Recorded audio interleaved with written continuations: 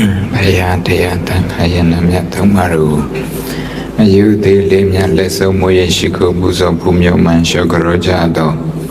Buzo Napanama Takizakarawa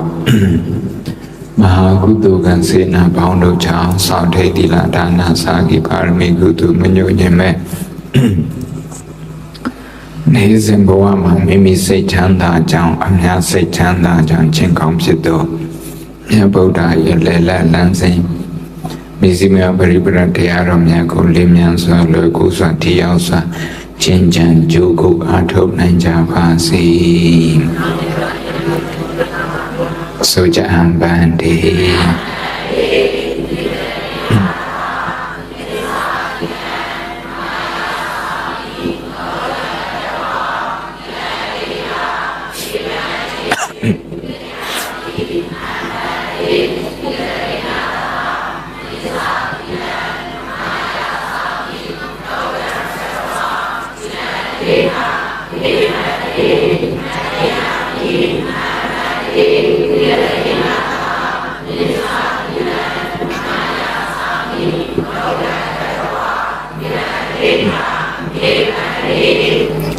Yamanta Mitamatita Namo Tata Bhagavato Arahato Dhamma Sambuddhassa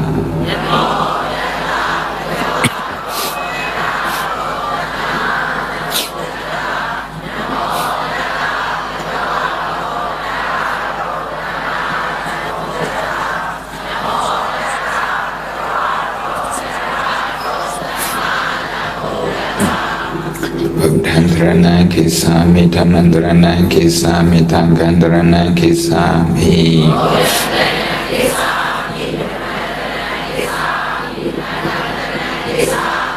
Sujatu DMB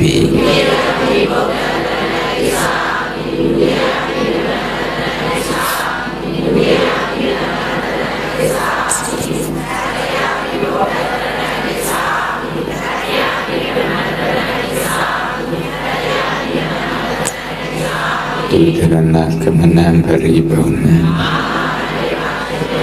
Sujat Mabadi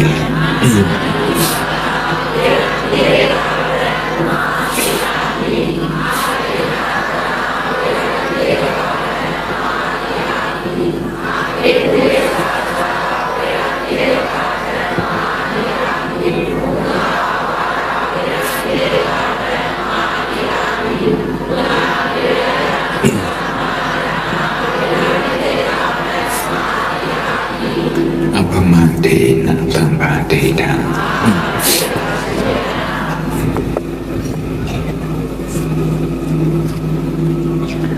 Dinetana Rataki Natao Maya Chalsanaton Kuni Yama Taki Tao Doyan Shisanetaku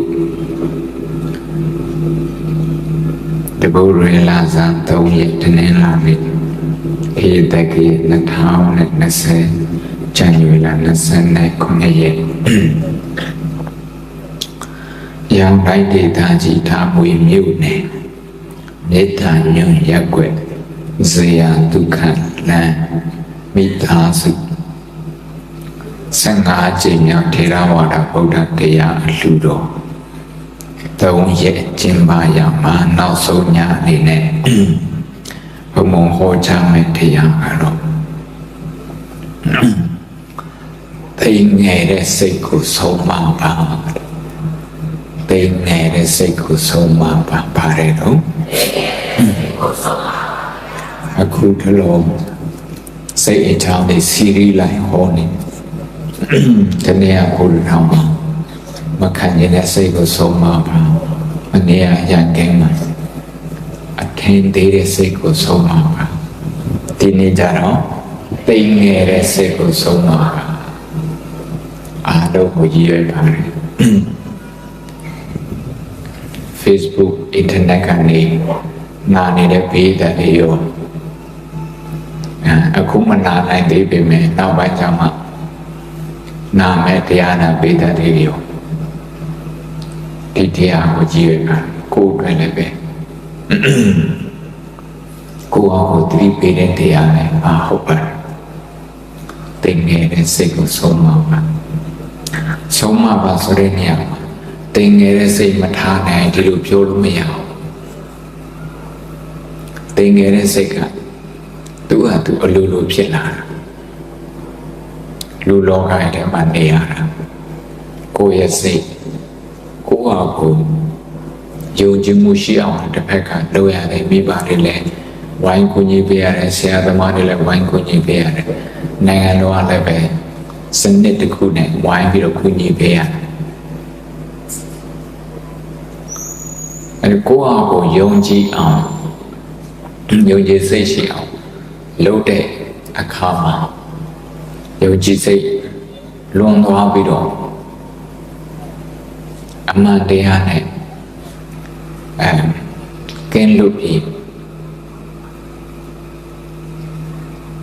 တခြားလူတွေကိုအထင်သေးတဲ့စိတ်အဲ့ဒါစိတ်နဲ့ဖြစ်တယ်တခါကျတော့ကိုယ့်ရဲ့မိသားစုထဲမှာရော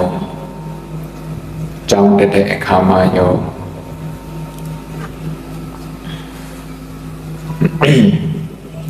ရက်ွက်ထဲမှာရောနိုင်ငံတော်ရဲ့နိုင်ငံတော်ထားတဲ့စနစ်တွေ policy တွေနဲ့ရောအဲ့ဒီနေရာမှာထားတဲ့စနစ်ကကိုယ်တွေမပါကိုယ်တွေမပါစနစ်ကအကုန်လုံးမဆောင်ရှောက်ဘူးဆိုတာအိမ်မှာလည်းပဲမိဘတွေကသူ့အလုံးနဲ့သူ့စိတ်ဒုက္ခနဲ့သူဖြစ်နေတဲ့အချိန်မှာကိုယ်အားပေးရမယ့်အချိန်မှာကိုယ်ငယ်အသက်ငယ်တဲ့အချိန်မှာကိုယ်အစဉ်တစိုက်အားပေးရမယ်အားမပေးဘဲနဲ့ဒီတိုင်းလိလိရှုမိတာတော့တခါလိ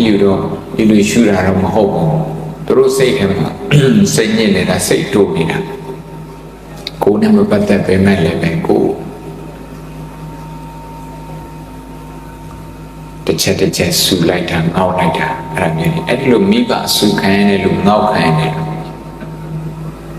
ဒါမှမဟုတ်ဆရာသမားအကြောင်းမှဆရာသမားအဆူခံခဏအဆူခံရတယ်လို့ငေါက်ခံရတယ်လို့အဲ့လိုဖြစ်တာတိမ်နေတဲ့စိတ်ဖြစ်တယ်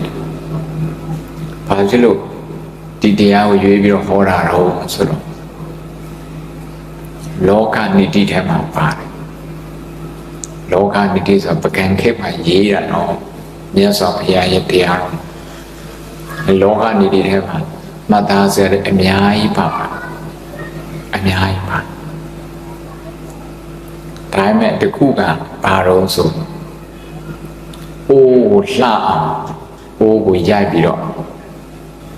ဖုတ်တယ်လို့တဲ့အဲ့လိုပဲလူတယောက်ရဲ့ဘဝလှပါကိုယ့်ရဲ့တပည့်တွေကိုယ့်ရဲ့တပည့်တွေကိုယ့်ရဲ့သားသမီးတွေကိုကြမ်းတမ်းဆက်ဆံတာတွေရိုက်နှက်ပြီးတော့ဆက်ဆံတာတွေအဲ့ဒီလိုဟာတွေလှုပ်တယ်အဲ့လိုလှုပ်တာဟာဒါအိုထိန်တဲ့ကသူ့ရဲ့အိုးကိုလှပအောင်လုပ်တယ်လို့ပဲဆိုပြီးတော့စင်ချင်စင်လက်တွေပေးပြီးတော့ကလေးတွေကိုရိုက်တယ်ဒါအရင်ခက်က psychology စိတ်ပိုင်းဆိုင်ရာအသိပညာကဘာကြီးပေါ်မှာနေနေတဲ့အချိန်ကိုဒီလိုလုပ်ကြတယ်အင်္ဂလန်နိုင်ငံလည်းလုပ်တယ်အမေရိကန်နိုင်ငံလည်းလုပ်တယ်ဥရောပ EU နိုင်ငံတွေအကုန်လုံးလုပ်တယ်အတန်းကျောင်းမှာကလေးတွေကိုမရိုက်တာဒါနှစ်ပေါင်းဘယ်လောက်မှမကြာသေးဘူးဘုံကိုယ်တိုင်ကိုယ်လေးတော့ဆိုအသက်10နှစ်လောက်ပဲရှိသေးတယ်အရိုက်ခံရတာကြက်တောင်လက်ချောင်းကျူးကြက်တောင်လက်ချောင်းကျူး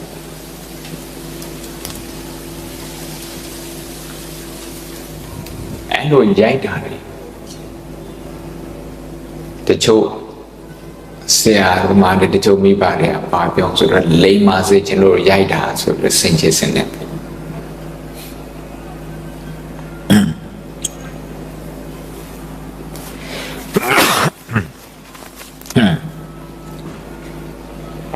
ဆရာသမားတွေမိပါတယ်ကို ကိုတစ်ခုမေးဖို့လိုအပ်တာကတော့ဘာလို့ဆိုကိုရိုက်တဲ့အချိန်မှာဒေါသပါလားစိတ်ဆိုးတာပါအဲ့ဒါကိုမေးဖို့စိတ်ဆိုးတာပါတယ်ဆိုရင်စိတ်ဆိုးတာအစာရိုက်တော့စိတ်ဆိုးတာမပါဘူးအလဲကျမှစိတ်ဆိုးတာဒေါသတာပါသွားမယ်ဆိုရင်ဒါဒေါသနဲ့ရိုက်တာအဲ့ဒါကြောင့်ကလေးတွေကိုရိုက်ပြီးတော့ဆုံးမှာတော့ဘုံမောတော့အားမပေးဘူးကလေးတွေတင်ငယ်တဲ့စိတ်ဖြစ်စေတယ်တင်ငယ်တဲ့စိတ်ဆိုတာအားငယ်တာပြောတာလေအားငယ်တာပြောတာအဲ့ဒီကလေးကအရိုက်ခံရလို့စာဘလောက်ပဲကြိုးစားစာမွေးပွဲတွေဘလောက်ပဲအောင်နံပါတ်1ပဲရနေရသူ့ရဲ့စိတ်ထဲမှာတင်ငယ်တဲ့စိတ်ကအမြဲတမ်းပါတာတရားမထိုင်လို့အဲ့ဒီစိတ်ကိုသူ့ကိုသူပြန်ပြီးတော့မဆုံးမတတ်ဘူးဆိုရင်တင်ငယ်တဲ့စိတ်အဲ့တင်ငယ်တဲ့စိတ်ကတခါမခံကျင်တဲ့စိတ်ဖြစ်လိုက်တခါကြတော့စိတ်တူတဲ့ဒေါသစိတ်ဖြစ်လိုက်တခါကြတော့တခြားလူတွေမနာလို့တဲ့စိတ်ဖြစ်လိုက်အဲ့ဒါမျိုးတွေဖြစ်တယ်အခုပြောတဲ့စိတ်တွေအားလုံးတိမ်ငယ်တဲ့စိတ်တို့အားငယ်တဲ့စိတ်တို့စိတ်တူတာတို့စိတ်ကကြမ်းတမ်းပြီးတော့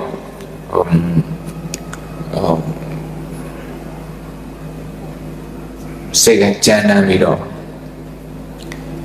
ဘေးကလူတွေနဲ့ဆက်ဆံရေးမှာခက်ခဲရှိတာတို့မခံကျင်တဲ့စိတ်ဖြစ်တာတို့အဲ့ဒီစိတ်အားလုံးကတော့ဒေါသပဲပေးတယ်ဒေါသစိတ်ပဲအားစိတ်တော့ဒေါသစိတ်ပဲအင်္ဂလိပ်လို destructive emotion လို့ခေါ်တယ် destructive ဖြစ်တယ်အဖြစ်သဘောဆန်တဲ့စိတ်သူပြတ်သွားတာအရေးခံနေချက်မှာပြတ်သွား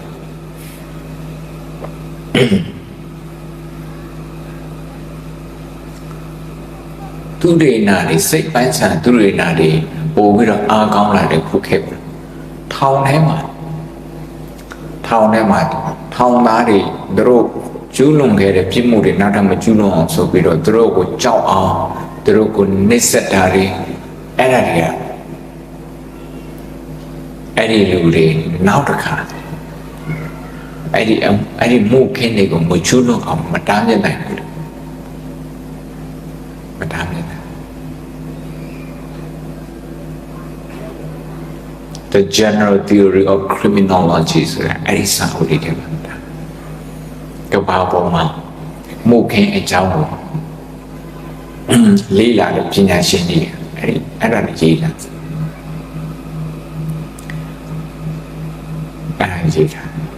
ဘာဖြစ်လို့မှုခင်းကိုဟောလုံးဒီပြစ်မှုတွေကို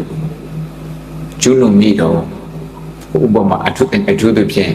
ကိုထိလက်ရောက်သူများစော်ကားတာတို့လူတွေကိုရိုက်တာတို့ဘယ်လောက်ထိဖြစ်သွားဆိုလို့လူတတ်မှုဖြစ်တာတော့အဲ့ဒါဘာကြောင့်ဖြစ်တာဆင်းရဲလို့လည်းမဟုတ်ဘူးလေသူ့ရဲ့အဓိကအကြောင်းရင်း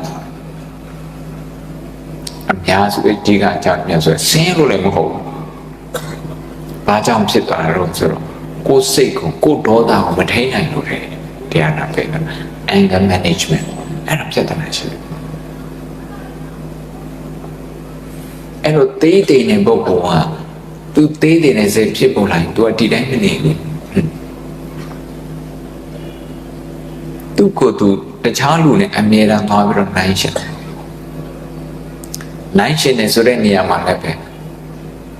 သူတဲ့ပို့ပြီးတော့တာတဲ့လူတွေကတော့သွားနိုင်ရှင်သူနဲ့တူတဲ့လူတော်မှာသူကတချို့နေရာမှာတာရရှိတယ်တခြားလူကလည်းတချို့နေရာမှာတာရရှိတယ်ဒါပေမဲ့သူကတာတဲ့နေရာမှာသူအဲ့ဒါလိုမမြင်တော့ဘယ်နေရာမှာသွားမြင်တော့ဆိုတော့သူများကတာတဲ့နေရာအဲ့ဒါပဲသွားမြင်ပြီးတော့သူ့ကိုယ်သူအမြဲတမ်းအားငယ်တဲ့စိတ်ဖြစ်တယ်အမြဲတမ်းအဖြစ်တင်တယ်ကိုယ်အမြဲတမ်းဖြစ်တယ်သိနေတယ်စိ အဲ့ဒါဘယ်နေလာတော့ဆိုဥပမာခရမ်းကဘုမောစာပြီးပြောခဲ့တယ်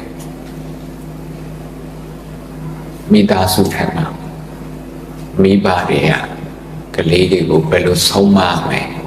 parenting skill လို့ခေါ်တယ်အခုခေတ်မှာအဲ့ဒါတွေဒီစိတ်ဓာတ်ပေတဲ့ပညာရှင်တွေကပြုစုပြောထောင်တယ်မိဘတွေကိုဘယ်လိုကလေးတွေဘယ်လိုပြုစုပြောထောင်အရင်လာကဘုံဘုံအိမ်တဲ့မင်္ဂလာလေးသွားပြီးတော့လှုပ်ပြီးဘယ်သူမှမရှိပါဘူးသူတို့မိသားစုလေးပဲရှိဒါတကယ်ပညာတတ်ပါတကယ်ပညာတတ်ဆိုတဲ့နေအောင်စလုံးနိုင်ငံခြားနေပွဲရတာ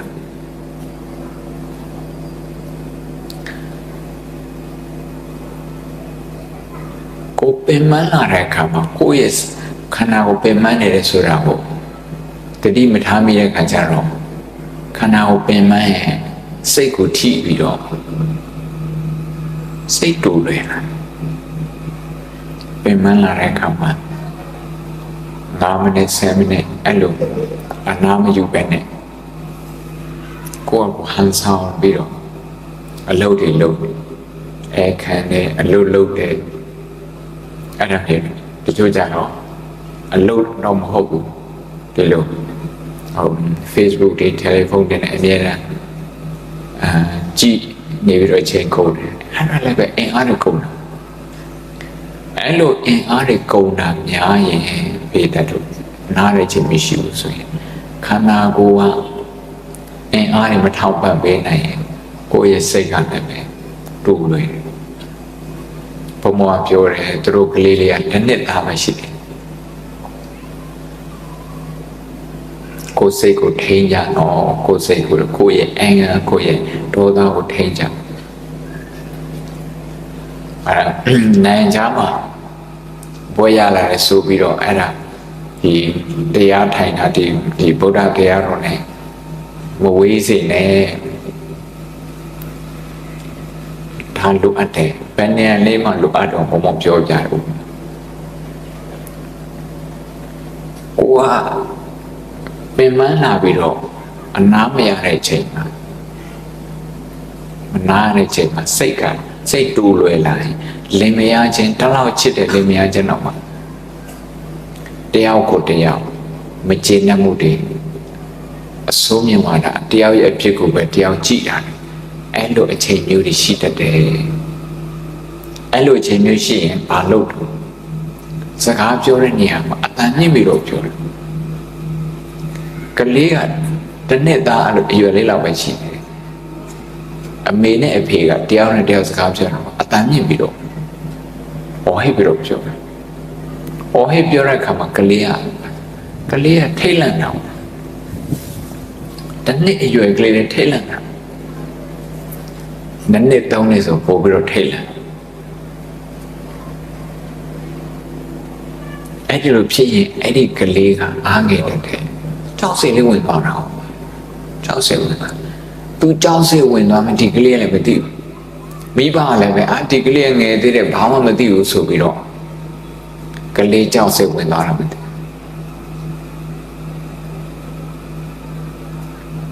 အဲ့ဒါကြောင့်တစ်ခါတိမ်ငယ်လူတယောက်တိမ်ငယ်တဲ့စိတ်ဝင်နေဘယ်ကနေဝင်လာမှမသိဘူးသူ့ကိုယ်တော့မသိဘူးဘယ်ကလို့လည်းမသိဘူးဖြစ်နိုင်ချေရတော့သူငယ်တော့မိဘတွေကသူ့ရှေ့မှာစကားများကလေးကအမေနဲ့အဖေဟာသူ့ရဲ့ဟောပဲသူ့ရဲ့ကဘာပဲအမေနဲ့အဖေကအတန်မြင့်ပြီးတော့တယောက်ကိုတယောက်အော်ဟောက်ပြောဆိုနေတယ်အတန်မြင့်ပြီးတော့တယောက်ကိုတယောက်စကားပြောတယ်ဆိုရင်ကလေးကသူ့ရဲ့ဘဝသူ့ကဘာပြတ်သွားတယ်ဆိုတော့အဲ့လိုခံစားရတယ်ဒီကလေးကစကားမပြောတတ်ပေမဲ့သူ့မှာ emotion ရှိတယ်စိတ်ခံစားမှုရှိတယ်အဲ့ဒါကြောင့်မိဘတွေတည်ထားပါကိုယ့်ရဲ့ကလေးတွေတင်ငယ်တဲ့စိတ်မဖြစ်အောင်ကိုကတင်ငယ်ခဲ့တဲ့စိတ်ရှိတတ်တယ်ဆိုရင်တင်ငယ်တဲ့စိတ်တစ်ခါသူဝင်လာဘာမှမဟုတ်ပဲနဲ့သူများကိုကြည့်ပြီးတော့တင်ငယ်တဲ့စိတ်အားငယ်တဲ့စိတ် အဲ့လိုအားငယ်တဲ့စိတ်ဝင်လာပြီဆိုရင်ကိုယ်ကိုဒီအားငယ်တဲ့စိတ်တင်ငယ်တဲ့စိတ်ဘယ်လိုစောင့်ရှောက်ရမှာတော့ဘယ်လိုကုစားမှာတော့ healing လို့ခေါ်ဘယ်လိုကုစားမှာတော့အဲ့ဒါလေးကရုဏာနဲ့နိလန်းလေးတွေလိုက်ရှာပါတတိပဋ္ဌာန်ကတော့တဒေါသံဝစိတ်တံတဒေါသံစိတ်တံဒီပါစာနာတိတိမ်ငယ်တဲ့စိတ်ဖြင့်တိမ်ငယ်တဲ့စိတ်ကို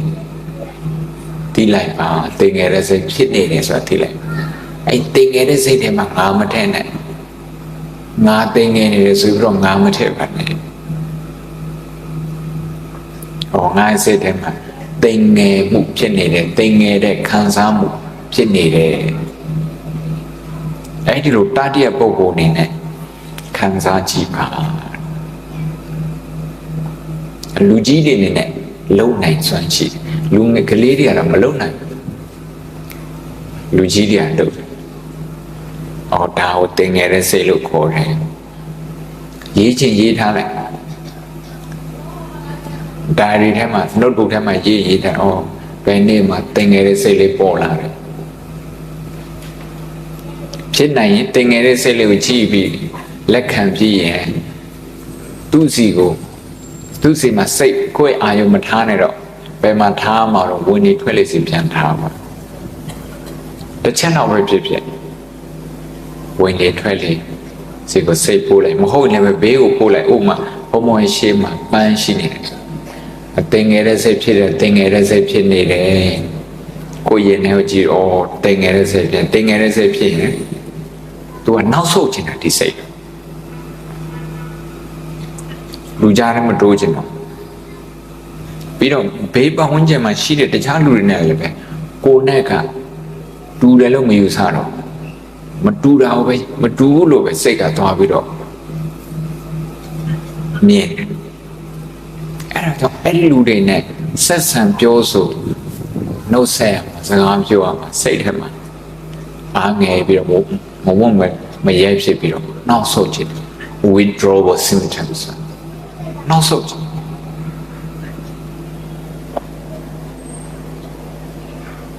အဲ့လိုဖြစ်တဲ့ဆိုဒါအားငယ်တဲ့စိတ်ပဲဒါနောက်ဆုတ်တဲ့စိတ်ဖြစ်နေအဲ့ဒီလူတွေပြောတဲ့စကားစိတ်ဝင်စားတော့ဘူးစိတ်ဝင်စားတော့ကိုယ်ကအားငယ်တဲ့စိတ်ဖြစ်နေအဲ့ဒါလေးအတိမပြုပြီးဒီရှေ့မှာပန်းလေးရှင်အဲ့ပန်းလေးကိုသွားကြည့်ဒါကအဖြူရောင်ဒါကစိမ်းရောင်အာယုံပြောင်းလိုက်ကိုယ်စိတ်အာယုံမပြောင်းခင်မှာအ ਨੇ ဆုံးအဲ့ဒီတင်ငယ်တဲ့စိတ်ကိုတော့လက်ခံလိုက်ပါတင်ငယ်တဲ့စိတ်ဖြစ်နေတယ်ဆိုတော့အတိမပြုလိုက်ပါရိတ်တာမှာသုံးတဲ့စကားဆိုရင်တော့တင်ငယ်တဲ့စိတ်ကိုတင်ငယ်တဲ့စိတ်လို့မှတ်ပါလို့ပြောတယ်မှတ်ပါဆိုတာကအတိမပြုလိုက်တိစိတ်နဲ့အတိမပြုလိုက်တာတင်ငယ်တဲ့စိတ်ကဘယ်နေလာတော့မတိစိတ်ကနေလာဘယ်နေလာတော့တရားနာပိဋကတ်တို့မတိစိတ်ကနေလာတယ်မတိစိတ်ဒါအဘိဓမ္မာမှာတော့အဝိဇ္ဇာအခြေခံပြီးတော့ဖြစ်ပေါ်လာတယ်မတိစိတ်အနေဖြစ်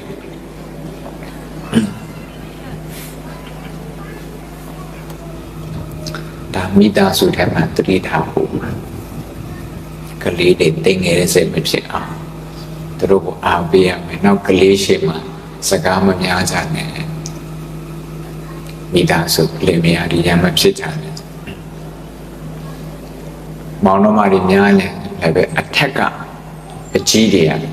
အငယ်လေးတွေရှိမှစကားမများနဲ့ရမဖြစ်တယ်စကားများတဲ့ရံဖြစ်တယ်ဆိုရင်အငယ်လေးတွေကဘာကြောင့်စကားများဆိုတာနားမလည်နိုင်တဲ့အခါကျတော့အားငယ်တဲ့စိတ်ပဲဖြစ်တယ်သူတို့အားကိုးတဲ့ပုဂ္ဂိုလ်ကပူလောင်နေတယ်ဒုက္ခရောက်နေတယ်ဆိုကိုအားကိုးတဲ့ပုဂ္ဂိုလ်ကမှဒုက္ခရောက်နေဆိုအားကိုးစရာမရှိတော့ဘူးစိတ်ထဲမှာအဲ့လိုဖြစ်တတ်တယ်နောက်တစ်ခါကျတော့မိဘရောဆရာသမားရော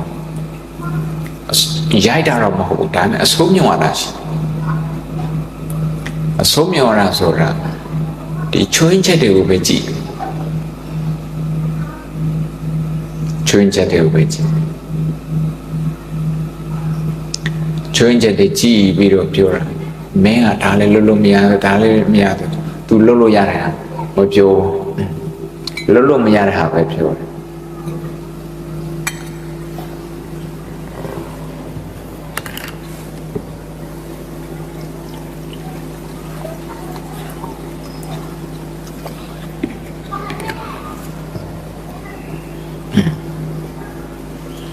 hôm mua em ra thèm mà thành khỏe gì tôi xin ra tôi biết lúc cho này ya đấy tôi vô rồi lúc cho này ya đấy số nhiều anh chị có còn thật tôi vô đấy lúc cho có nhiều anh chị có còn tôi biết đấy lúc số nhiều anh chị có còn lúc ở đây hay bên này làm cho tôi mấy nó ta đủ để gì chứ nó ai đi lo sinh chết sinh lép bìm đã biết mẹ tôiပြောra hả cả vô này để apply của bạn em làmပြောra rồi đã nhìn nhận chính mình chịu balance một chút mình đi ăn yangပြောnó tôi quay phi này để tôi quay vô này anh lúc chuyện thà nhìn nhận chính mình mình đi ăn anh lúc một hộp bên này vô này để tôi quay half empty half full half empty rồi đó half empty rồi đó vô này để tôi quay của bạn chị vô này về tôi quay của bạn em làm cho cô ấy cái lý cảคนนั้นด้านเทียมเนี่ยสวยก็เรียกเป็นด้านออกปี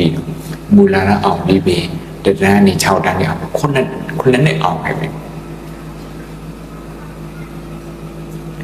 ไอ้ที่อะไรกูตะข้ามาโจไปเนี่ยจีซันโฮไปเองอ่ะရှစ်တန်းရောက်နေပြီရှစ်တန်းဖြစ်နေနင်ကခုနှစ်တန်းပဲရှိတယ်ကြိုးစားဘာဖြစ်သွားတော့ကလေး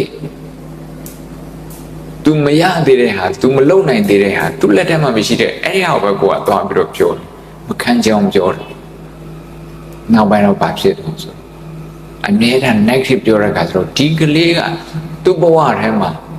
तू ရှိတဲ့အရာတွေ तू အောင်မြင်ထားတဲ့ဟာတွေ तू ကြိုးစားတာတွေသူကိုယ်တိုင်မုဒိတာမဖြစ်နိုင်ဘူးပီတိမဖြစ်နိုင်ပီတိမဖြစ်နိုင်ရင်တရားနာပိသတို့သိငယ်တဲ့စိတ်အမြဲတမ်းဖြစ်တရားရတဲ့ပုဂ္ဂိုလ်ကပီတိရှိတဲ့ပုဂ္ဂိုလ်ဘုဇင်ခုနှစ်ပါးထဲမှာကြည့်ဘုဇင်ကိုတတိသင်္ခါရောဓမ္မနံဝိဇယောတထာဝိရိယံပီတိပတ္တိတဲ့ပီတိစိတ်ထဲမှာပီတိဖြစ်တယ်ပတ္တိတည်ငြိမ်တယ်တရားရတဲ့ပုဂ္ဂိုလ်တရားရတဲ့ပုဂ္ဂိုလ်ကသိငယ်တဲ့စိတ်မရှိဘူးသိငယ်တဲ့ပုဂ္ဂိုလ်သိငယ်တဲ့စိတ်တရားမရနိုင်အောင်ဟန်တာလုပ်တယ်ဒါကြောင့်ကိုယ်တိုင်ကသိငယ်တဲ့စိတ်ပါလာခဲ့တယ်ပဲဘေးပတ်ဝန်းကျင်ကြောင့်အိမ်ကပတ်ဝန်းကျင်ကြောင့်ကျောင်းကပတ်ဝန်းကျင်ကြောင့်အလုပ်ပတ်ဝန်းကျင်ကြောင့်တိမ်ငယ်တဲ့စိတ်ပေါ်လာဆိုအဲ့ဒီတိမ်ငယ်တဲ့စိတ်ကိုကျော်လွှားနိုင်အောင်ပြည့်ပြည့်ပြောင်းလဲနိုင်အောင်တရားဝင်ကြပါနော်တရားစခန်းအများကြီးရှိပြီးရင်လည်းပဲတိမ်ငယ်တဲ့စိတ်နည်းတော့အောင်မုဒိတာလုပ်ပါကိုကြိုးစားခဲ့တဲ့ဟာတွေပြန်တွေးပြီးတော့မုဒိတာလုပ်ဥပမာ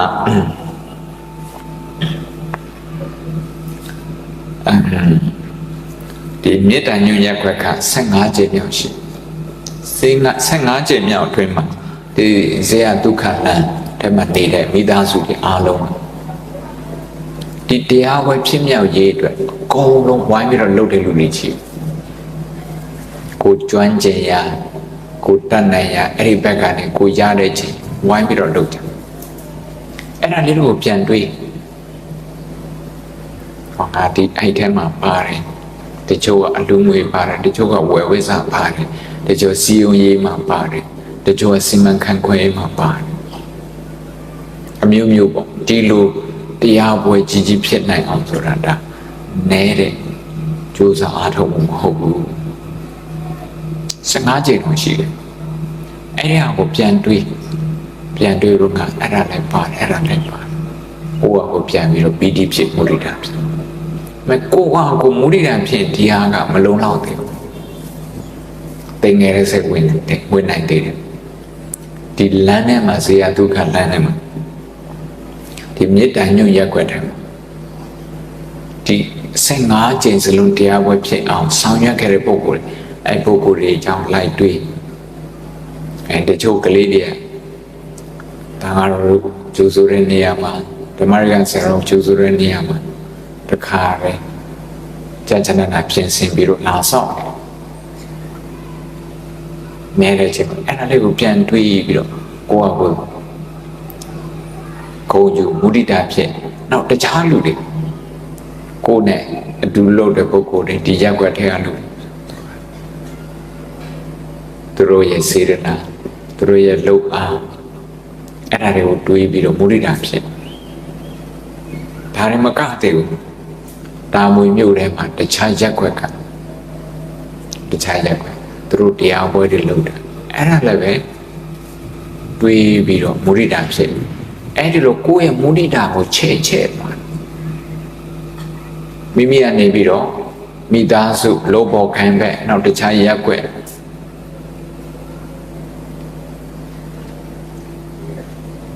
နောက်ရန်ကုန်မြို့ရဲ့အပြင်ဘက်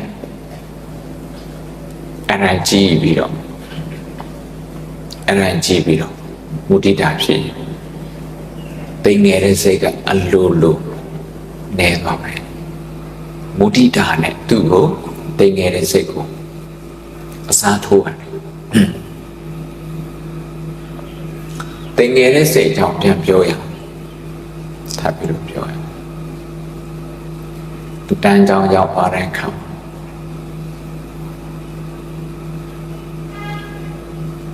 ပိုက်ဆံချမ်းသာတဲ့နိုင်ငံတွေကတော့အထူးသဖြင့်ပုဂ္ဂလိကအကြောင်းတွေဆိုရင်ဆရာတယောက်ဆိုရင်အကြောင်းသား9ယောက်ဟော10ယောက်အဲ့လောက်ပဲထားတယ်အဲ့လောက်ပဲထားတဲ့အခါကျတော့ဆရာကအဲ့ဒီအကြောင်းသားတွေတူးချင်းတူးစင်းဂရုစိုက်ပေးတယ်အဲ့ဒါကြောင့်အကြောင်းသားကငါ့ကို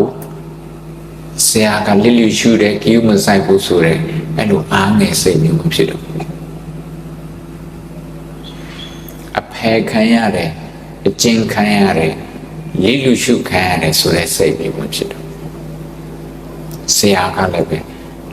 ကျောင်းသားတိုင်းကိုအားပေးနိုင်တဲ့အချိန်ရှိတယ်အဲကျောင်းသားကများလို့တဲ့ခါကျတော့ဆရာကကျောင်းသားနာမည်တော့မမှတ်မိ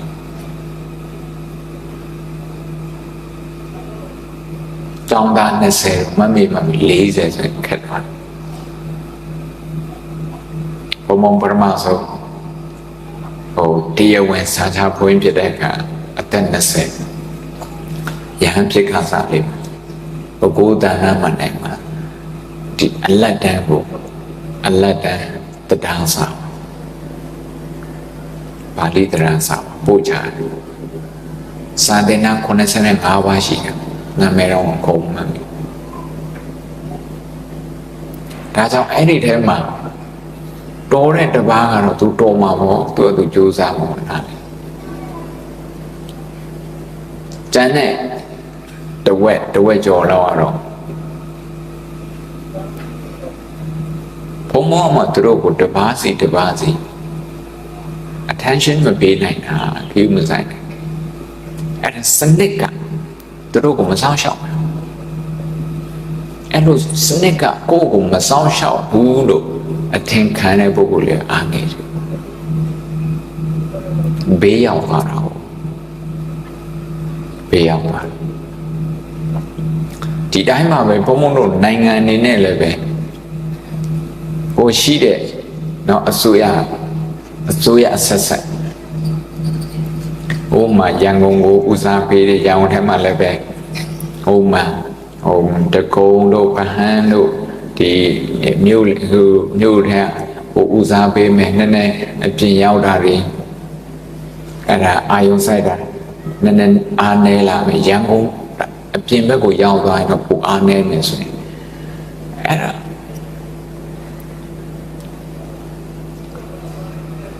နေကမြို့တွေက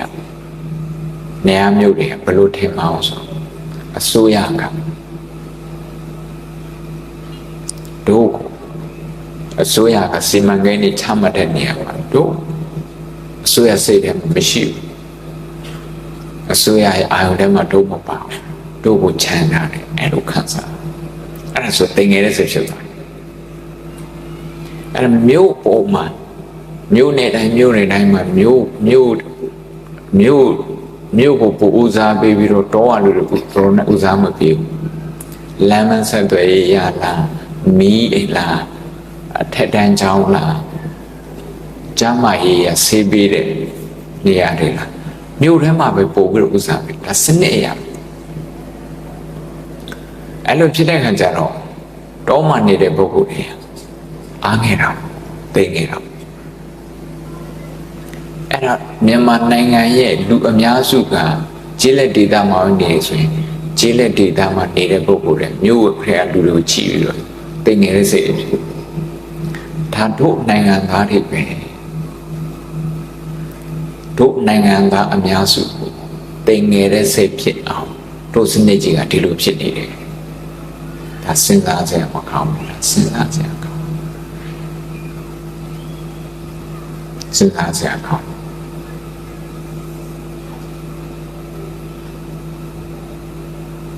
ဘုံအင်္ဂလန်နိုင်ငံမှာ23နှစ်1996ခရက်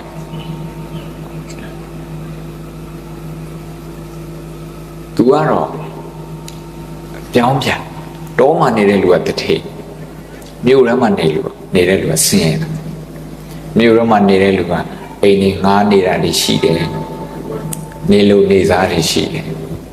တောမှာနေတဲ့လူကတော့မဟုတ်ဘူးခြံကျဲကြီးတွေနဲ့ခြံကျဲကြီးတွေနဲ့ကိုယ်ပိုင်အလုပ်တွေနဲ့အဲ့ဒါမျိုးတွေလုပ်ကြတယ်အဲဒါကြောင့်တောကလူတွေကအားငယ်ဆိုတာတိတ်မရှိဘူးဟိုမှာဘယ်သူကအားငယ်ဆိုမြို့ထဲမှာလုံသမားလူဒန်းစားမြို့ထဲမှာနေတယ်လုံသမားလူဒန်းစားတွေအားငယ်တယ်အားငယ်တဲ့လူတွေကိုကိုစားပြုဖို့အတွက်ပေါ်လာတဲ့နိုင်ငံရေးပါတီကိုလေဘာပါတီလို့အလုံသမားပါတီ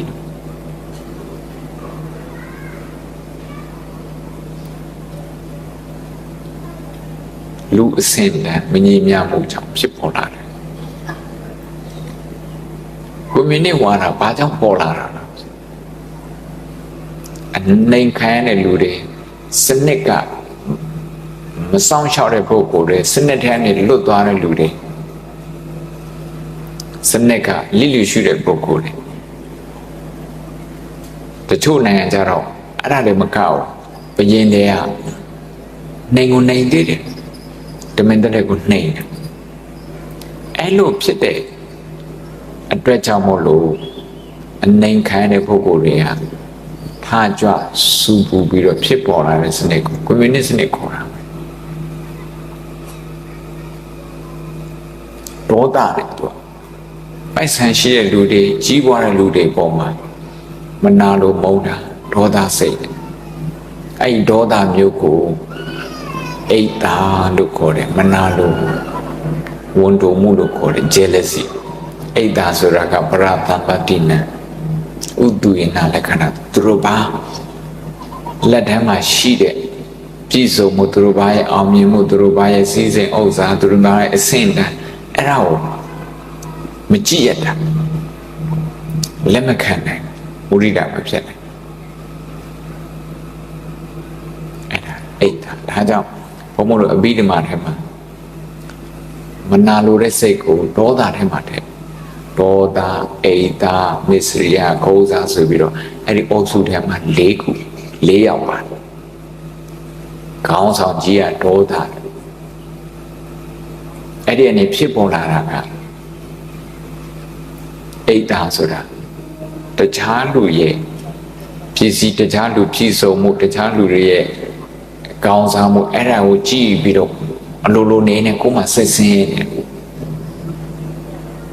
တင်ငယ်တဲ့စိတ်ကနေပြီးတော့ဂျေဝင်တယ် jealousy ဖြစ်တယ်မနာလိုစိတ်တယ် မနာလိုတဲ့စိတ်ဖြစ်ရင်သူကအဖြတ်သဘောဆံပါတာဟောဘက်အုပ်စုနဲ့ဒီဘက်အုပ်စုဟောဘက်အဖွဲ့နဲ့ဒီဘက်အဖွဲ့ဟောဘက်အသင်းနဲ့ဒီဘက်အသင်းဟောဘက်ကုမ္ပဏီနဲ့ဒီဘက်ကုမ္ပဏီအချင်းချင်းမနာလိုဝန်တိုးတဲ့စိတ်တွေဖြစ်တယ်အဲ့ဒါဖြစ်ပြီးဆိုရင်တယောက်ကိုတယောက်ကပြရပြဖြစ်စီတော့ဖြစ်စီတော့အဲ့ဒါကုမ္ပဏီတစ်ခုမှမဟုတ်တခါတခါမောင်နှမကြားရမှာဖြစ်တယ်မောင်နှမကြားဘာဖြစ်လို့အဲ့လိုဖြစ်တာလို့ဆိုတော့ကိုတခြားလူတွေနဲ့အမြဲတမ်းသွားပြီးတော့နိုင်ရှင်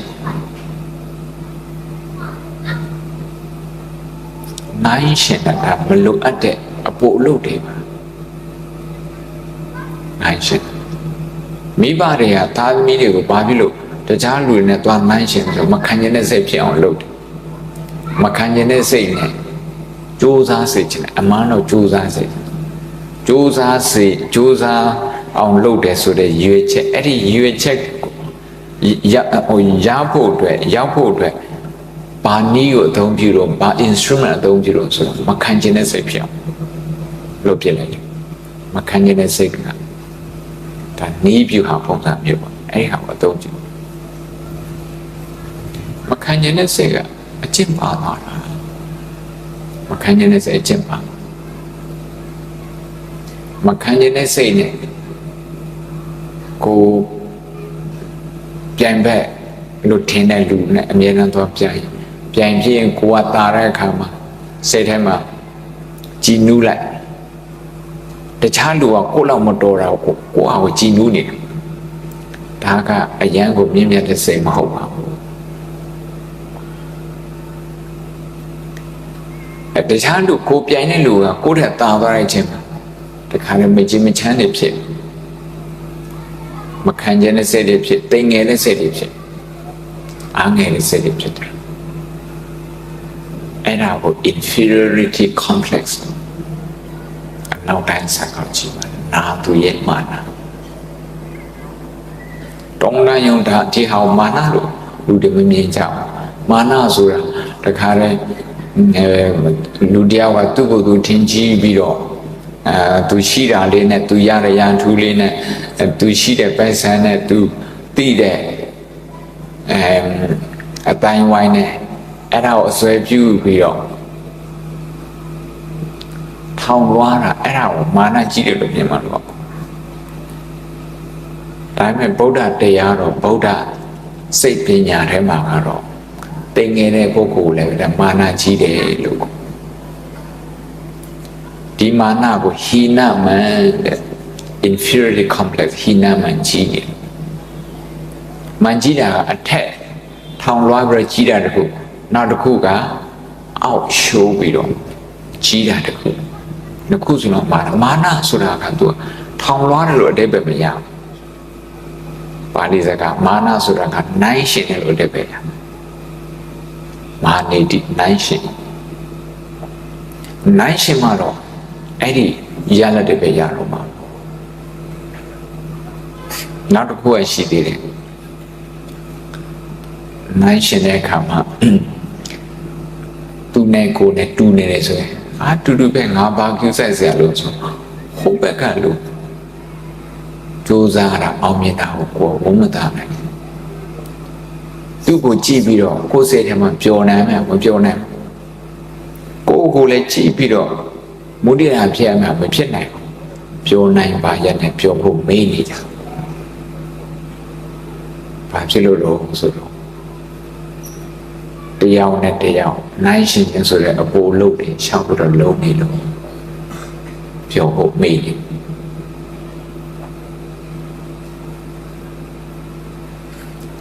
တိမ်ငယ်တဲ့စိတ်ရှိတဲ့ပုဂ္ဂိုလ်ဟာတခြားလူတွေကိုလည်းအလွယ်တကူဥမာသူ့နဲ့ပြန်ပဲမဟုတ်တယ်အဲ့ဒီလူတွေကိုအထင်ကြီးတဲ့စိတ်ကတရားနာပြတယ်အထင်ကြီးတဲ့စိတ်ကအထင်သေးတဲ့စိတ်နဲ့ခေါင်းနဲ့ပန်းဟိုဘက်ဒီဘက်ဥ ဥမာဘုံဘုံတော့နိုင်ငံခြားကိုအထင်ကြီးတယ်ဆိုရင်နိုင်ငံခြားကိုအထင်ကြီးဦးနေအဲ့မှာရတာမဟုတ်ဘူးအထင်ကြီးဦးနေမဟုတ်ဘူးနိုင်ငံခြားကောင်းတာတစ်ခုတစ်ခုမြင်နိုင်မြန်မာပြည်အညံ့တာတစ်ခုပြောပြီးတော့ကိုယ်နိုင်ငံကိုပြန်ပြီးတော့အပြစ်ပြုအစိုးမြင်သွားတာဖြစ်အပြစ်ပြောတယ်ဆိုမှတော့ကုသိုလ်စိတ်လားအကုသိုလ်စိတ်လားအကုသိုလ်စိတ်ပဲပေါ့အစိုးမြင်သွားတာလေအပြစ်ပြောဆိုတာချိုးရင်ချက်ကိုမြင်ပြီးတော့ဒေါသဖြစ်တာလေအဲ့ဒါကိုအပြစ်ပြောလို့ခေါ်တာဒေါသဖြစ်တာနော်အဲ့ဒီချိန်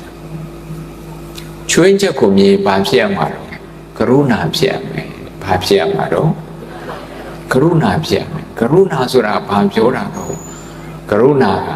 ပရတံပပရဒုက္ခပါဏယနာလက္ခဏာကရုဏာပရဒုက္ခပါဏယနာခရဘဝတိလက္ခဏာကရုဏာတခြားလူတွေရဲ့ပြဿနာကိုပြည်လဲစေခြင်းဖြေရှင်းပေးခြင်းနဲ့စိတ်ဓာတ်ကိုကရုဏာလို့ခေါ်တာလူတယောက်ရဲ့ချွင်းချက်ကိုတွေးတဲ့အခါမှာသူ့ချွင်းချက်သူ့ရဲ့ပြဿနာကိုကြည့်ပြီးတော့ရွေးချယ်စရာနှစ်ခုရှိတယ်တရားနာပေးတယ်စိတ်ထားတစ်ခုထားတယ်တစ်ခုကတော့အထင်သေးတာအထင်သေးပြီးတော့ကဲ့ရဲ့နောက်တစ်ခုကတော့အထင်မသေးဘူးတဏှာနဲ့စိတ်ကရုဏာဖြစ်တယ်ကရုဏာဖြစ်ပြီးတော့ကုညီခြင်းဘယ်စိတ်ကကြီးမားတော့ဆိုကုညီခြင်းနဲ့စိတ်ကကြီးမားတာပေါ့ဘယ်စိတ်ကသေးသိမ်လို့ဆိုရှုံချတဲ့စိတ်အပြစ်တင်တဲ့စိတ်ကသေးသိမ်တာဒါကြောင့်ကိုယ်နိုင်ငံရဲ့ပြဿနာအကြောင်းပြောတဲ့အခါမှာတရားနာပေးတဲ့တို့တတိထားပါသိငယ်တဲ့စိတ်ဝင်လာရင်ကိုယ်နိုင်ငံကိုရောကိုယ်လူမျိုးကိုရောကိုယ်ဘာသာကိုရောရှုတ်ချတဲ့အပြစ်တင်တဲ့အဆိုးမြင်တဲ့စိတ်တွေဖြစ်တတ်တယ်အဲ့လိုဖြစ်ပြီးဆိုရင်တတိလေးနဲ့ကိုယ့်အကိုကပ်ပြီးတော့တတိပေးပါဩငါဒီစိတ်လေးဝင်နေပြီတတိလေးနဲ့အဲ့ဒီစိတ်လေးကိုအတိမတ်ပြုလိုက်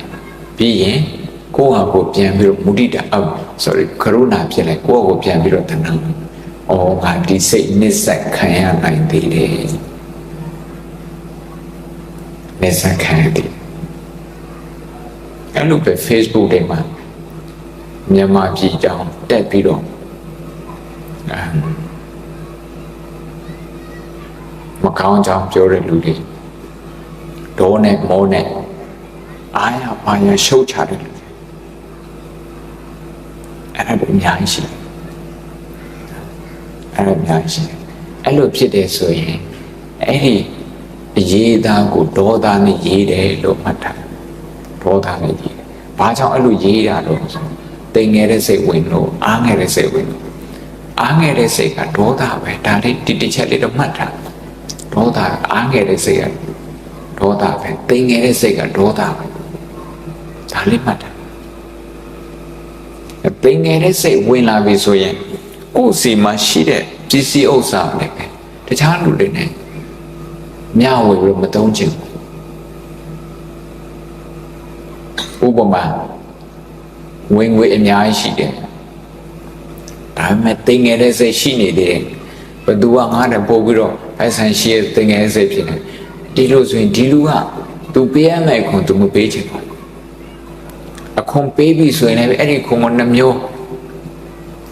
အဲ့ဒါမစ္စရိယစိတ်ခေါ်တယ်မစ္စရိယစိတ်ခေါ်တယ်သဝန္တူတွေ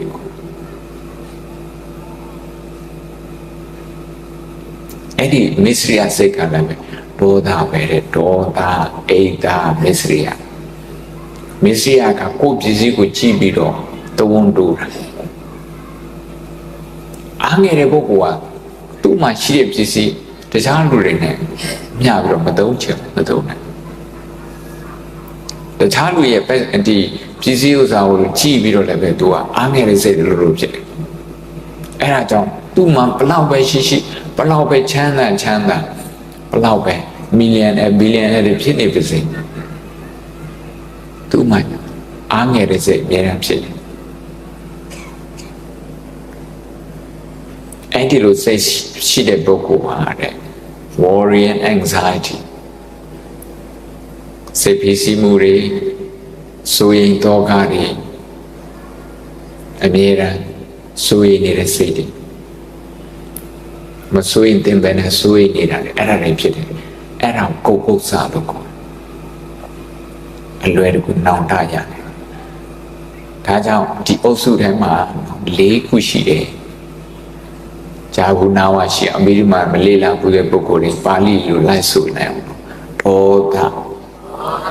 အိဒါမစ္စရိယ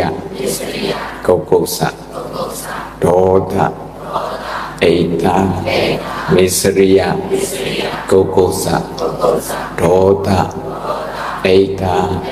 မစ္စရိယကုတ်ကုတ်စားဒေါသဆိုတာစိတ်ဆိုးတာပါတယ်စိတ်ညစ်တာပါတယ်စိတ်ပြတ်တာပါတယ်စိတ်တကြတာပါတယ်နောက်သူတို့အကွက်တိမ်ငယ်တဲ့စိတ်ဖြစ်ပြီးတော့တခြားလူတွေရဲ့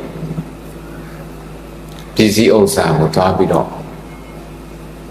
မနာလို့ဖြစ်တာအဲ့ဒါကြတော့အိဒါကသူတို့ဘာရဲ့ပစ္စည်းကိုအာယုံပြုသူတို့ကပစ္စည်းကိုသွားပြီးတော့သူတို့ကပစ္စည်းအကြောင်းနဲ့အများကြီးတွေးကိုပစ္စည်းအကြောင်းတွေးပြီးတော့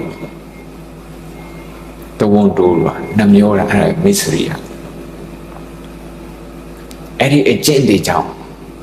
စိုးရိမ်တဲ့စိတ်မဖြစ်တဲ့ဘက်နဲ့ဖြစ်နေတာအဲ့ဒါကုတ်ကုတ်စားနောင်တတဲ့ဖြစ်စိုးရိမ်တဲ့စိတ်တွေဖြစ်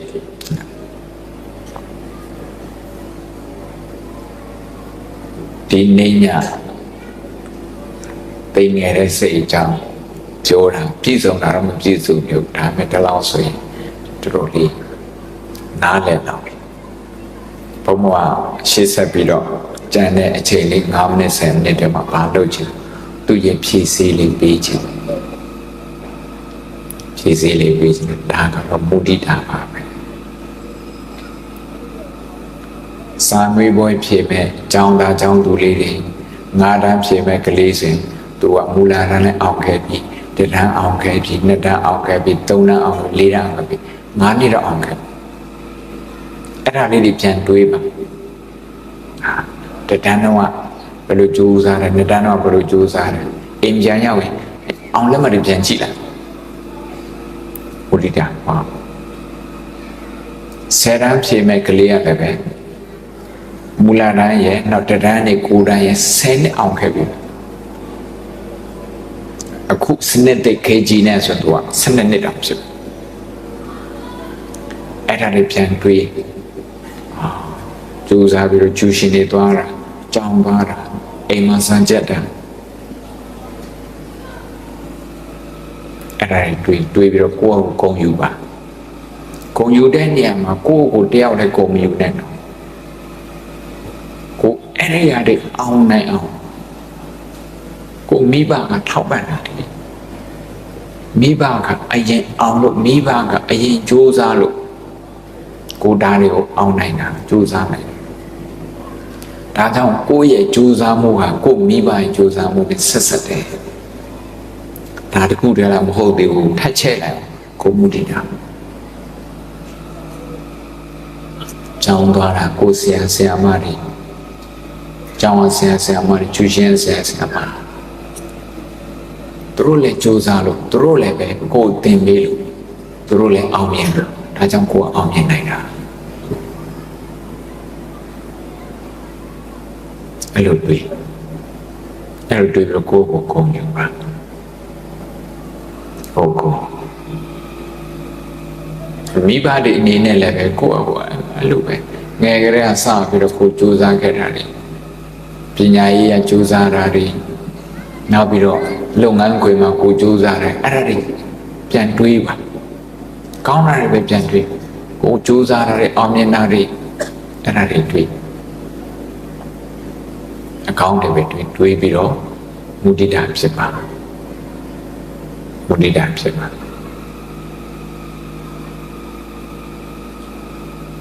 ဂုဏ်ယူစရာတဲ့အများကြီးရှိပါတယ်လူတိုင်းရှိဒါပေမဲ့မုဒိတာလုပ်တဲ့အကျင့်ပီတိပွားတဲ့အကျင့်မရှိတဲ့အခါကျတော့အဲ့ဒါတွေကိုဂုဏ်ယူစရာလို့မမြင်သေးဘူးဒါကြောင့်ဒီ exercise ဒီလေ့ကျင့်ခန်းတွေလုပ်ဖို့လိုအပ်တယ်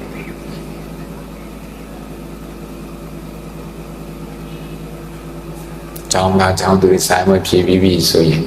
ကိုယ်ရင်းလေးတွေဆိုင်ဝဲဖြည့်ရမှာဆွေရဆိုင်ဝဲဖြည့်ရတချို့ဆိုရင်အခုကလေးကစားပြီးတော့တာမျိုးကျော်ဆိုင်ဝဲလေးတွေအတင်းဆိုင်ဝဲတွေဖြည့်နေရမှာသူတို့လည်းပဲသူတို့အမြင်ကြတဲ့ဟာတွေကြည့်ပြီးတော့မုဒိတာဖြစ်အဲ့လိုပုံစံမျိုးကိုယ့်ကိုအားပေးတိုင်းတိမ်ငယ်တဲ့စိတ်သူနေတော့မယ်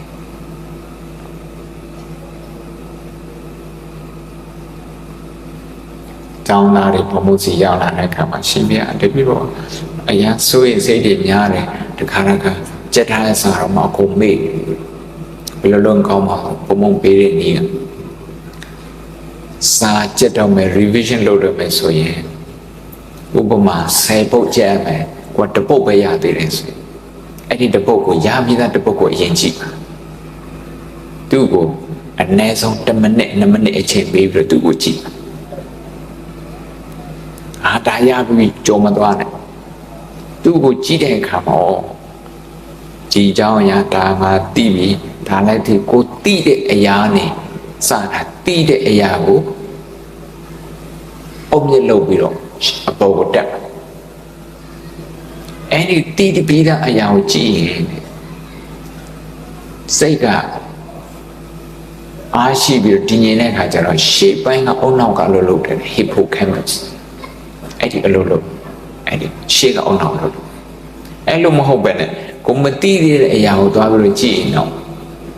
တရားနာပိတတ်တို့ကြောက်စိတ်ပဲကြောက်စိတ်ကနေစားတော့ဒါလည်းမရတော့ဒါလည်းမရသေးတာပဲပဲကြည့်တော့ငါးပုတ်ရပြီးငါးပုတ်မရသေးဘူးလူအများဆိုတော့မရသေးတဲ့ငါးပုတ်ပဲသွားကြည့်တယ်ဘုံမောကဘယ်လိုကြည့်ခံဆိုတော့ရပြီးသားငါးပုတ်တစ်ပုတ်ကို10မိနစ်အချိန်ပေးတော့ကြည့်ကောင်းစီလေးကြည့်နောက်ကောင်းစီအသေးလေးတွေကြည့်ဟုတ်ပုံလေးတွေကြည့်ဒါလည်းရပြီးနောက်ဒုတိယတစ်ပုတ်ကြည့်ဟိုကြည့်ဒါလည်းရပြီးတဲ့တော့ဒါလည်းကြည့်9မိနစ်စာအာယူတာအင်္ဂလိပ်လိုပြောတာတော့ momentum ယူတယ်လို့ပြောတယ်အဲ့လိုပုံစံမျိုးနဲ့စာချင်းဒီကလေးကသူကိုယ်သူယုံကြည်တဲ့စိတ်သူ့ကိုယ်သူပီတိဖြစ်တဲ့စိတ်နဲ့စာကြက်တဲ့ခါကျတော့စာကြက်တာအရင်မြန်မမိလို့အဲ့လိုမဟုတ်ပဲနဲ့မသိတဲ့အရာကိုပဲသွားမဲနေပြီးတော့ကြည့်တဲ့ကြောင်းသားဆိုရင်အဲ့ဒီစာငွေဘွဲအတွင်းမှာအဲ့ဒီဟာကိုမမိအောင်မနှဲကြရတယ်မျက်နဲ့ဒီထိမနှဲကြအောင်လည်းပဲစိုးရိမ်ထားပြီးတော့ကြည့်စာငွေဖြည့်လေးဖြည့်အကုန်မေ့အကုန်မေ့နောက်ပိုင်းမှာအဲ့ဒီစာတွေသုံးစရာသူဘာမှမချင်အတိဒါက stress management နဲ့ပတ်သက်တယ်စိတ်ဖြစ်စီမှုကိုင်တွယ်နည်းနဲ့ပတ်သက်တယ်တရားနာပိတ္တတို့လည်းဒီတိုင်းပဲလူကြီးတွေဥပမာဆွန်းလောင်းနေဆိုတော့ဆွန်းလောင်းဖို့လွယ်တာမှမဟုတ်တာပဲဆန်ရှားတယ်ဆန်ဝဲရတယ်မီးတွေရှိရတယ်ချက်ပြုတ်အချိန်ပေးရတယ်အဲ့ဒီအနာမစင်ဆွန်းလောင်းနေနောက်ဒီဆန်ကလည်းကိုယ့်အကိုစိုက်ပြီးတော့လောင်းတာမဟုတ်ဘူးလယ်သမားတွေစိုက်တာအဲ့ဒီကနေပြီးတော့ကုန်းတယ်တွေကတခါတည်းစံချိတ်ဆက်နဲ့စဘာကိုစံဖြစ်အောင်လုပ်ပြီးတော့စိတ်ွက်တဲ့ရအောင်လုပ်တာကိုအိမ်နီးနာမှာကိုအလွယ်တကူသွားဝင်တာအဲ့ဒါတွေကိုပြန်ပြီးတော့တွေးရင်လယ်သမားလည်းစူးစမ်းတယ်စံချိတ်ဆက်ကလည်းပဲစူးစမ်းတယ်တေပုတ်ဆောင်ပေးတဲ့ပုဂ္ဂိုလ်လည်းစူးစမ်းတယ်သူတို့ရဲ့လောက်အားတွေလည်းပါတယ်ကိုယ့်ရဲ့လောက်အားတွေအများကြီးပါတယ်အဲ့လိုတွေးရင်ဆွန်းတစွန်းလောင်းတာ အများကြီးပီတိဖြစ်နေတချို့ကြတော့အများကြီးလောင်းတပါးတိုင်းမကောက်ဘုံဘုံပုဂ္ဂိုလ်ဒါနမနဲ့မှာစာတင်တဲ့အချိန်အဲ့လိုထိုင်ဆွမ်းကြွတဲ့ခါကျတော့တချို့အိမ်နေဆိုရင်ဘာ40 50လို့ရှိတာနေ့တိုင်းလောင်းနေ့တိုင်းလောင်းဘုံအင်္ဂလန်မှာ PhD ရပြီးတော့ပြန်ရောက်လာတော့အဲ့စာနည်းနည်းဆုံးခိုင်းနေပြန်ပြီးတော့ရှာတယ်ကျေးဇူးတင်လို့အဲ့ဒါသူတို့ကြောင့်ဟိုဒီလူသားနာပြုနိုင်တာတော့ပြန်ရှာတော့တချို့လည်းတွေ့တယ်တချို့လည်းမတွေ့ဘူးဆုံးခိုင်းတယ်ရန်ကုန်မှာလည်းဆုံးခံပူပါတယ်ရန်ကင်းဘက်မှာဆုံးခံပူတယ်လူတလားဆိုရင်အဲ့ဒါဝင်နာအကြောင်းအားတလားပြန်အင်္ဂလိပ်စာလာတင်ဟိုမြောက်ကလာပဲမှာလည်းပဲဆုံးခံပူဆုံးခိုင်းတယ်ဒါပြီးခဲ့တဲ့နှစ်ပေါင်း30နဲ့ခုနှစ်38နှစ်လောက်က39နှစ်လောက်ကဆုံးခံအဲ့တကားတွေဘုံဘုံလည်းမမှတ်မိဘူးသူတို့လည်းဘုံမမှတ်မိပါဘူးဒါပေမဲ့သူတို့ဆွန်းလောင်းတာသူတို့ရဲ့စေနာတွေအခုတည်းကခံစားရတယ်တွေးပြီးတော့ပီတိဖြစ်တယ်ဒါကြောင့်ဆွန်းလို့ရှင်နေဖြစ်တယ်တကားမှလည်းအဲ့ဒါလေးတွေးပြီးတော့သူဖြစ်ဒီနေ့ဒီရှေ့မှာပန်းနေထိုးတဲ့ပုဂ္ဂိုလ်တွေဝယ်စားလို့ရပို့အဲ့ဒါလေးတွေးပြီးတော့မုဒိတာဖြစ်ပါကဲဘုံဘုံတို့3မိနစ်လောက်မုဒိတာတရားထိုင်မယ်နော်မုဒိတာတရားထိုင်မယ်ကိုလှုပ်ထားတဲ့ကုသိုလ်တွေဘဝမှာကိုမိသားစုတဲ့ကိုကြိုးစားခဲ့တာတွေအဲ့ဒါတွေတွေးပြီးတော့ကိုဟာကိုမုဒိတာဖြစ်ပါကိုကကိုမြတ်ဝန်တာဖြစ်ပါပြီးရင်ကိုရဲ့မိဘတွေဆွေမျိုးမောင်နှမတွေသူတို့ကြိုးစားတာအဲ့ဒါတွေးပြီးတော့မုဒိတာဖြစ်ပါပြီးကိုဆရာသမားတွေသူတို့ကြိုးစားတာတွေးပြီးတော့မုဒိတာဖြစ်ပါနံပါတ်4ကြတော့ကိုရဲ့မိတ်ဆွေတငယ်ချင်းတွေသူတို့ကြိုးစားတာတွေးအဲ့ဒါတွေးပြီးတော့မုဒိတာဖြစ်ပါအချိန်ရရင်2ကြိမ်လောက်လုပ်ပါ3မိနစ်လောက်တရားထိုင်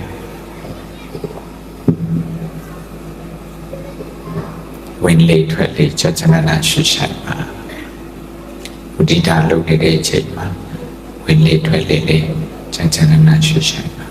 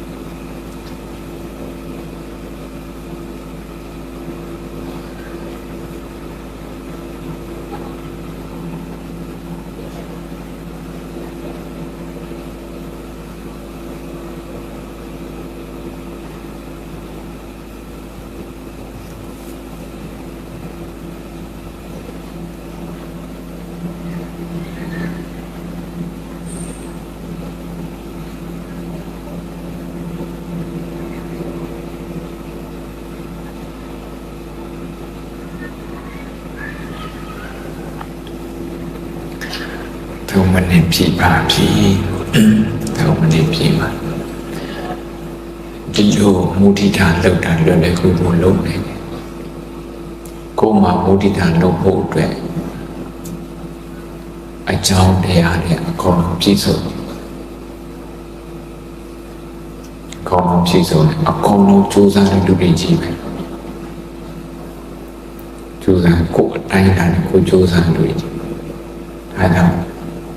ကိုအောင်မြင်မှုကိုကြိုးစားခဲ့တာတွေ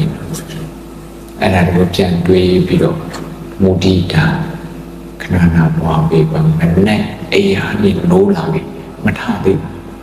အဲ့ဒီချိန်ကိုဘဝမှာကိုအောင်မြင်တာလေးတွေတခုခုပြန်တွေးပါမုဒိတာနဲ့မျက်လုံးဖွင့်မုဒိတာနဲ့လောဘကိုကြည့်ပါ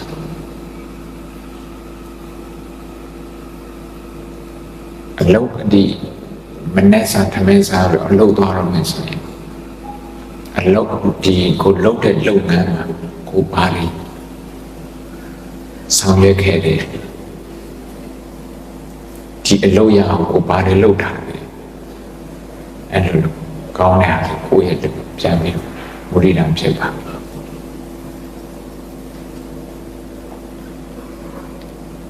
အလုတ်သွားရင်လည်းပဲဘတ်စကားပေါ်မှာလုပ်ငန်းခွင်မှာကိုလုပ်ဖို့ခံခဲ့တယ်ဘယ်လိုကြိုးစားလဲဆိုတော့သူတို့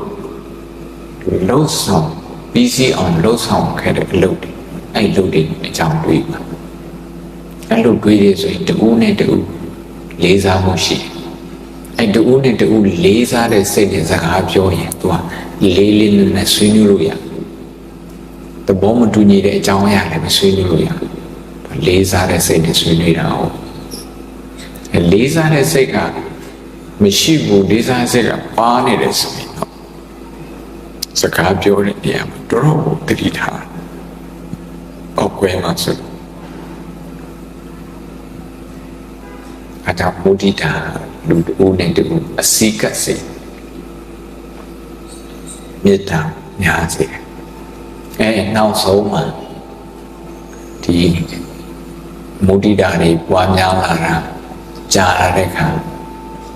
ကိုယ်နဲ့အစမပြေတဲ့ပုဂ္ဂိုလ်ကိုယ့်ကိုအထင်လွဲတဲ့လူကိုယ့်ကို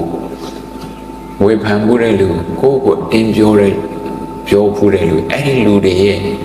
ကောင်းကွက်ကိုတော့မှမြင်နိုင်တဲ့အနေထားမျိုးရောက်လာပြီးမုဒိတာဖြစ်နိုင်တဲ့အနေထားရောက်လာပြီဆိုရင်သိငယ်တဲ့စိတ်တွေအများစုကြောက်သွားတယ်နဲ့အရိယာမဖြစ်လို့မပြောင်းသေးတာပဲရှိအနာဂတ်မဖြစ်လို့လုံးဝအမြင့်မပြတ်တာပဲရှိမယ်တော့ခေါင်းတော့မထောင်တော့မုဒိတာများများလုပ်ပြီး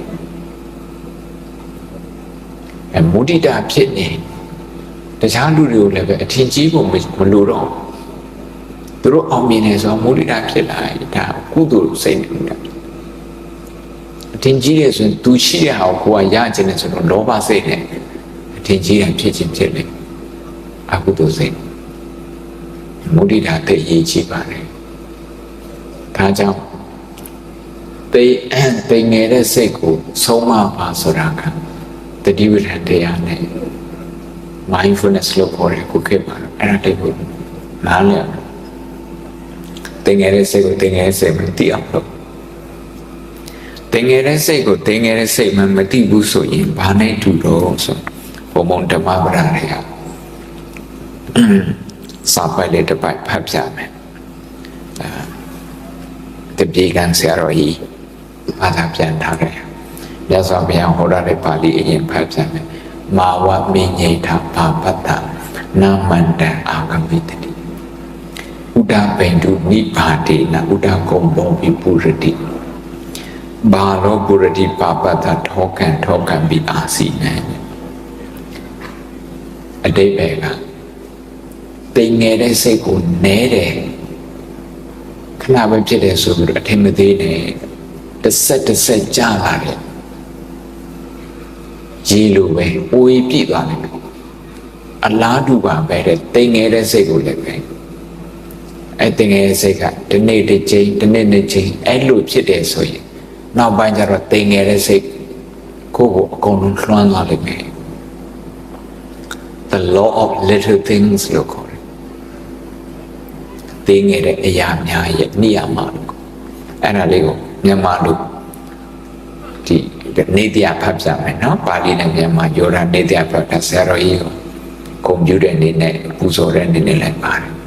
မန္တန်များလဲမများမကြီးမား၍အ내အပါဆိုတင်ငယ်စိတ်ဆိုတဲ့အကုသိုလ်တိနာအာဂမိတ္တိကိုဤဆိုရေအကျိုးပေးဖို့ဝန်လေးဖွယ်ကြုံအဟုံမြောက်ကရောက်လာနေပြီမဟုတ်ဣတိဤသို့အသေးအမွှားဟုမလေးမစားအေးမထားမှု၍ပါပတ္တတင်ငယ်တဲ့စိတ်အစရှိတဲ့ဘေးအတွေ့အတွေ့မအေးဖွယ်မှုလေးအပေပုံကြုံဖွယ်လိုက်စားအမိုက်တရားကိုမာဝမြင်ရထားနေတော့ငယ်တော့သဘောထားလျက်တရားမှတွေအခြေဖက်ခြင်းမထေမဲ့နဲ့မပြုပါလိမ့်နဲ့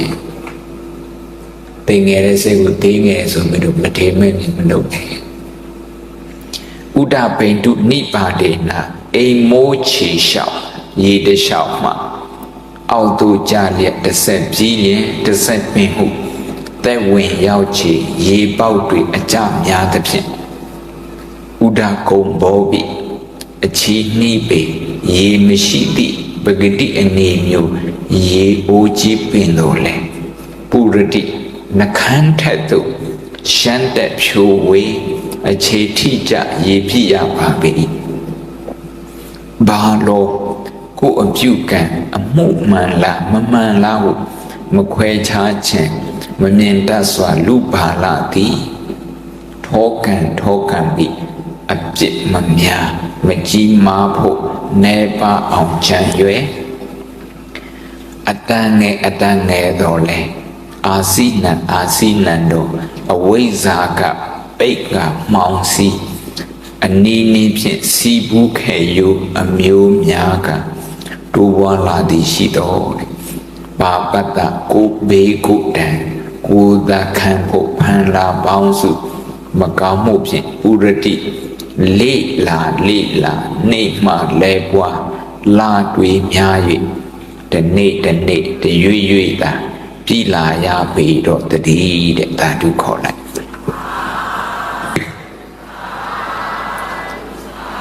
အချင်းချုံရမယ်ဆိုရင်ဒီနေတဲ့negative emotion တွေကိုဂရုစိုက်ပါဆောင်းရှောင်ပါတတိနဲ့ဆုံးပါ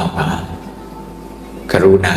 ဆိုရင်ကရုဏာနဲ့တိုင်ကရုဏာနဲ့ဆုံးပါမုရိဒာနဲ့တိုင်မုရိဒာနဲ့ဆုံးပါအဲ့ဒီလိုဆုံးမတဲ့ခါကျမှဒီတင်းငယ်တဲ့စိတ်တို့သူတစ်ပါးကိုထင်သေးတဲ့စိတ်တို့မနာလိုဝန်လိုတဲ့စိတ်တို့ကြောက်တဲ့စိတ်တို့မခံကျင်တဲ့စိတ်တို့အဲ့ဒီစိတ်တွေကသူကသူပြောက်သွားမှာမဟုတ်ဘူးဆိုရင်တော့တစ်ဆက်ကြားလာတဲ့ရေပေါက်ဘာမှမရှိတဲ့အိုးကြီးကိုပြည့်ချမ်းစေတယ်လို့ပဲတစ်ဆက်တစ်ချိန်ဆိုရင်နည်းနည်းစီဖြစ်ပေါ်လာတဲ့တိမ်ငယ်တဲ့စိတ်ရတယ်တအိမ်လုံးကိုပေါက်ခွဲစေတတ်တယ်တရက်ခွဲလုံးကိုပေါက်ခွဲစေတတ်တယ်တမြို့လုံးကိုတနန်လုံးကိုပေါက်ခွဲစေတတ်တယ်အရှိလည်းပိုင်းမှာကြည့်မကြည်တဲ့စိတ်တွေအနောက်နိုင်အောင်ကြည့်ပြီးတော့တိမ်ငယ်တဲ့စိတ်တွေဖြစ်တယ်အဲ့ဒါနဲ့ပေါက်ခွဲဒါကြောင့်တရားနာပိဋကများအားလုံးတတိပိဋကအခြေခံတဲ့ပြမစိုးတရားနဲ့အထူးသဖြင့်ကရုဏာမုဒိတာတရားနဲ့တိမ်ငယ်တဲ့စိတ်တွေကိုစောင့်ရှောက်နိုင်ပါစေကိုယ်စိတ်ကိုဆုံးမနိုင်ပါစေဆုံးမနိုင်ပြီးတော့နေစဉ်ဘဝမှာကိုယ့်ရဲ့အာသာချက်ကိုယ့်ရဲ့ကုသိုလ်ကောင်းမှုတွေကိုလည်းပဲအစဉ်သာဝရမုဒိတာဖြစ်နေပါစေအဲ့ဒီမုဒိတာနဲ့ မိမိရဲ့အကျိုးသူတို့ဘာအကျိုးတိုင်းပြည်အကျိုးသာနာတော်အကျိုးတို့ရဲ့တေဖို့ဆောင်ရနိုင်ကြတဲ့ပါရမီရှင်များဖြစ်ကြပါစေ